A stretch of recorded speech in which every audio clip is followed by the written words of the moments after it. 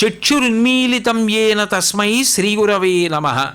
అనేక జన్మ సంప్రాప్త కర్మబంధ విదాహినే జ్ఞానానల ప్రభావేన తస్మై శ్రీగురవే నమః. లోకంలో సిద్ధాంతం ఏమిటంటే సంచితమని ఉంటుంది. చేసేసిన పాపపుణ్యాలు జీవుడు ఈ ఒక్క జన్మ కాదుగా, కోట్ల జన్మలు ఎత్తి వస్తున్నాడు. చేసిన పాపాలు చేసిన పుణ్యాలు పర్వతాల్లా పడిపోయి ఉంటాయి.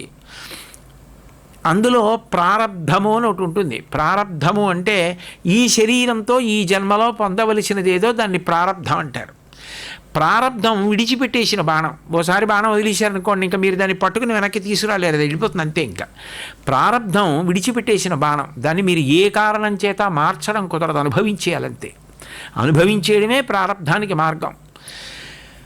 ఆగామి అని ఉంటుంది, అంటే సంచితము. పడిపోయి ఉన్న పర్వతాల్లోంచి ఈ శరీరంతో అనుభవించేయమని పంపించారే, అది అనుభవించేయగా ఇంకా అనుభవించవలసి ఉంటాయి. దానికి మళ్ళీ ఇప్పుడు చేస్తున్నవి కలుస్తూ ఉంటాయి, మళ్ళీ పొందుతూ ఉండాలి. ఇలా ఎంతకాలం పాపాలు పుణ్యాల కుప్పలున్నాయో అంతకాలం అందులోంచి కొంత కొంత తీసి అనుభవించడానికి శరీరాలు వచ్చుకుని మళ్ళీ వస్తుంటాడు. మళ్ళీ పాప పుణ్యాలు చేస్తాడు, మళ్ళీ అక్కడికి వెడుతూ ఉంటాడు, అక్కడ కలుపుకుంటూ ఉంటాడు, ఇక్కడ సుఖదుఖాలను అనుభవిస్తూ ఉంటాడు, కొంత ప్రారబ్ధాన్ని అనుభవిస్తూ ఉంటాడు, తిరుగుతూనే ఉంటాడు. పునరపి జననం పునరపి మరణం పునరపి జనని జఠరే శయనం ఇహ సంసారే బహుదుస్తారే. దీనికి అంతం ఎప్పుడు అంటే, ఏది శాశ్వతము సత్యమైన వస్తువు ఉందో అది అనుభూతిలోకి వచ్చిన ఉత్తర క్షణంలో సంచితము దగ్ధమైపోతుంది.